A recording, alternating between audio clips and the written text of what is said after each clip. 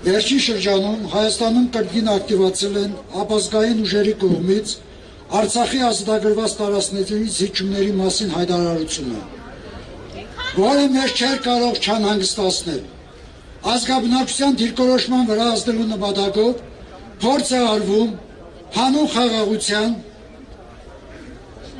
լայն քննարկման թեմա դարձնել Արցախի Հանրապետության Սահմանադրության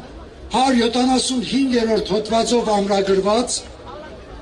Արցախի Հանրապետության իշխանությունների իրավազորության ներքո գտնվող տարածքների զիջման հարցը պարտավորական եւ ազգադապ դիրքորոշումներով եւ կեսվածքով հայտնի գործիչներն իրենց ասուլիսներում եւ հայտարարություններում արժեզրկում են մեր մարտական ընկերների կյանքի գնով ձեռք բերված հաղթանակի արդյունքները, համեմատելով 2018 թվականի իշխանափոխությունը Արցախյան ազատամարտի հետ։ Ադրբեջանի կողմից հնչեցված ռազմատենչ հայտարարությունները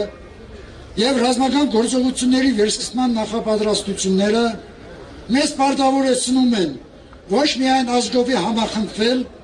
եւ արժանի հակահարված տալ լեկտիացած թշնամուն, այլ ազգուրած տագանքներին թույլ չտալ պարտավորական տրամադրություններ տարածել մեր հերոսական ազգաբնակչության մեջ։ Իհարկե, մենք չենք ուզում պատերազմ, բայց պատերազմ կանխարգելելու, պարտադրելու միակ միջոցը պատերազմին պատրաստ լինելն է։ Եվ միայն ու միայն մեր համախմբվածության, մեր մարտական պատրաստականության շնորհիվ մենք կարող ենք հասնել այնպիսի մի վիճակի, որ կարողանանք պարտադրել այդ խաղաղությունը մեր թշնամուն։ Մեր սերունդների արժանապատիվ կյանքն ապահովելու, մեր ազգային նպատակների չշեղվելու գլխավոր պայմանը զարգանալ չզիջելով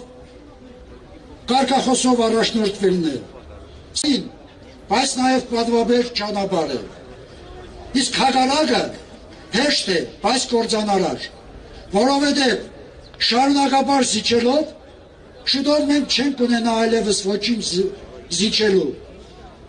ոչ միայն զարգանալու, այլ նաև գոյատևելու համար ոչինչ չենք ունենա։ Այդ իսկ պատճառով առաջնահերթ խնդիր է մնում Արցախի Հանրապետության հետ Հայաստանի Հանրապետության ռազմաքաղաքական դաշտի կնքումը, որով Հայաստանի Հանրապետությունը պարտավորություն է ստանձնում ոչ միայն բանավոր հավաստացումներով, այլ նաև իրավական հիմքով կատարել իր երաշխավորի պարտականությունները։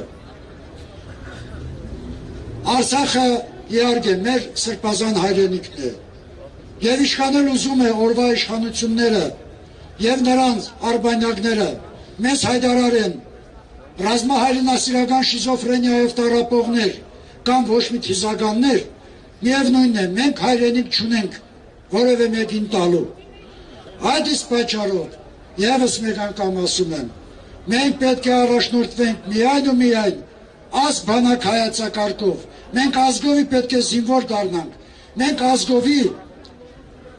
պետք է զինված պատրաստ լինենք նորից կանգնելու, ոնց որ 2016 թվականի ապրիլի դեպքերի ժամանակ, այժմ նույնպես պատրաստ լինենք կանգնելու մեր զինվորների, մեր զավակների կողքին։ Եվ մենք ոչինչ չունենք